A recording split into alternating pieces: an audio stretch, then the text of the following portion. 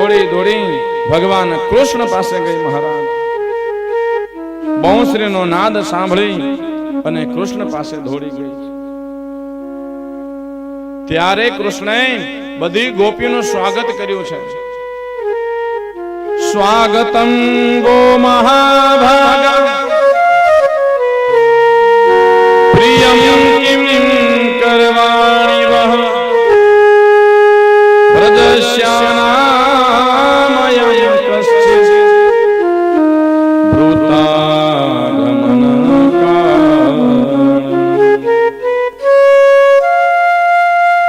દરેક ગોપી ભગવાન પાસે દોડીને ગઈ અને ભગવાન કૃષ્ણ કહે છે કે હે ગોપી, બોલો આપનું શું પ્રિય કરું, શું આપની સેવા કરું? અહીંયા આ દાવાનું કારણ શું? હે ગોપીઓ, અત્યારે તો રાત્રિનો સમય છે, અત્યારે તમારે અવાય? હે ગોપીઓ, આપને ઘરે કામ હશે, બધું કામ મૂકી મૂકીને કેમ આવી છો?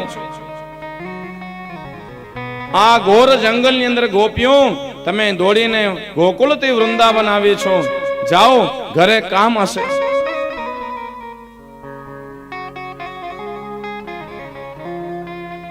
હે ગોપીઓ, આપના પતિને મૂકીને આવે છે, જાઓ. આપના નાના દીકરાઓને મૂકીને ઘરે આવી દોડીને આવે છે, જાઓ. રાત્રે ન રહો, જાઓ. અને ગોપીઓ કહે છે કે લાલા, પેલા તું પ્રેમ કરીને પાગલ કર અને પછી તો એમ કે ભૈયા જાઓ. બાંસુરીનો નાદ લાલા કાનમાં પડે, દુનિયાનું ગમે તે કામ હોય, ગમે તે સંબંધ હોય, ગમે તે વ્યવહાર હોય, માં લાલા પછી તારા સિવાય કાંઈ દેખાતું નથી, કેવલ તું દેખા લાલા. લાલા તારા સિવાય કાંઈ દેખાતું જ નથી. ગોકુળ ની અંદર લાલા તું ના હો તો ગોકુળ છે લાલા એ શમશાન જેવું લાગે છે.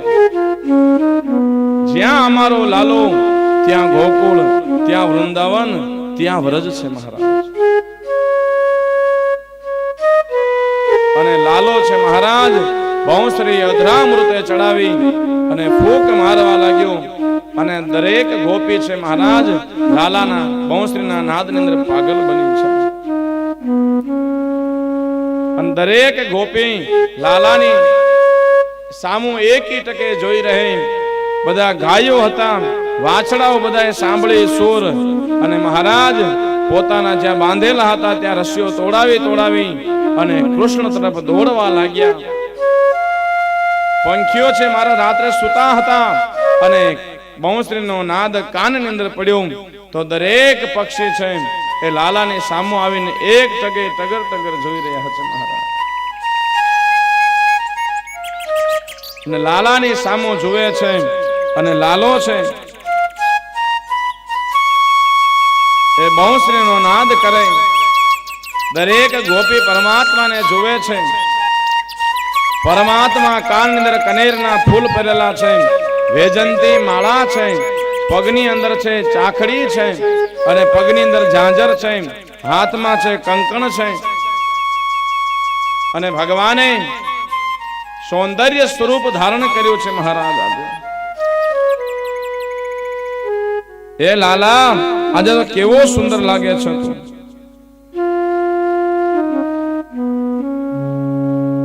લાલા તમને પાછું જવાનું કે લાલા તું પાછું જવાનું કે અમને?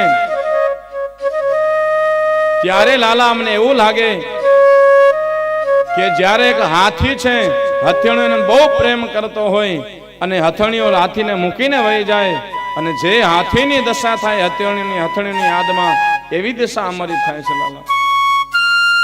એવું ન બોલ, તું જવાનું ન કે અમને. ત્યારે છે લાલો કે છે ગોપીઓ તમે આવો. ત્યારે ભગવાન કૃષ્ણએ ગોપીઓ સાથે એ રાસ રમવાનું શરૂ કર્યું. ત્યારે છે માણસો વિચારમાં બહુ ઉતાવળ કરી જાય છે. ભગવાન કેવલ ગોકુળની અંદર 11 વર્ષ ને 52 દિવસ સુધી રહ્યા છે. ભગવાન 11 વર્ષ અને 52 દિવસના હતા. 11 વર્ષનો બાળક શું રાસ રમે મહારાજ.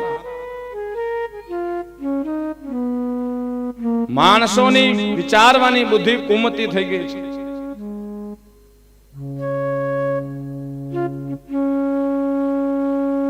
ભગવાન કૃષ્ણ ગોપીઓ સાથે રાસલીલા કરતા. અરે મહારાજ વિચારો તો ખરા. આજે પણ આજ ગોકુળની અંદર જાઓ, આજે પણ વૃંદાવનમાં જાઓ, આ શરદ પૂનમનો રાસ રમાય છે. એની અંદર કેવલ ને કેવલ 11 વર્ષ ને 52 દિવસના છોકરાઓ જ રમે છે. જો 52 થી 53મો દિવસ થઈ ગયો છે બાળકને, એને નહીં રમવાનું. આજે પણ ગોકુળમાં નિયમ છે. અને આજે પણ તમે વૃંદાવનની અંદર જાઓ, રમણ રેતીમાં લોટો મહારાજ, અને આંખ બંધ કરીને લાલાને યાદ કરો. આજે પણ આપને કાનની અંદર બંસરીનો નાદ સંભળાય છે. અનુભવ કરજો ક્યારેક ત્યાં જઈ આંખ બંધ કરી અને અડધી કલાક ખાલી ભગવાનને યાદ કરો, લાલાને મહારાજ, લાલાનું સ્વરૂપ યાદ કરો, ત્યારે લાલો દેખાય છે મહારાજ.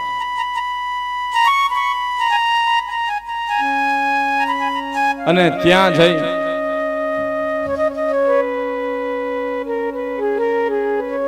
કેવલ લાલાને યાદ કરો મહારાજ, હૃદયની અંદર લાલાને વિરાજમાન કરો. ત્યાં લાલાની બંસરી સંભળાશે મહારાજ. દર્શન કોને ના તપે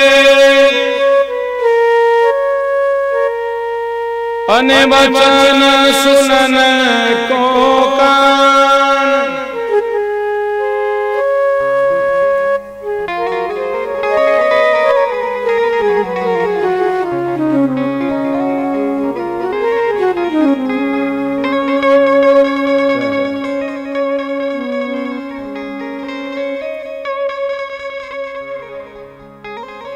દર્શન કોને ના તપે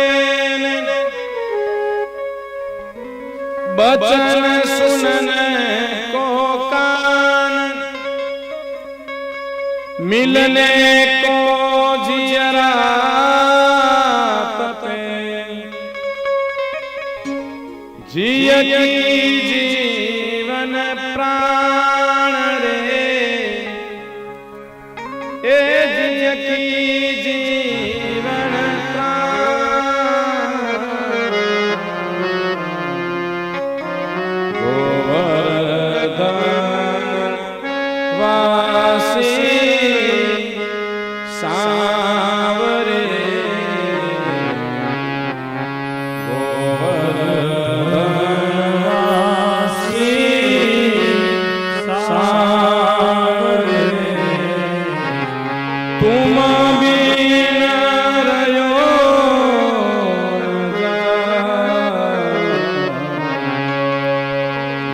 ગોવર્ધન વાસી સાવરે.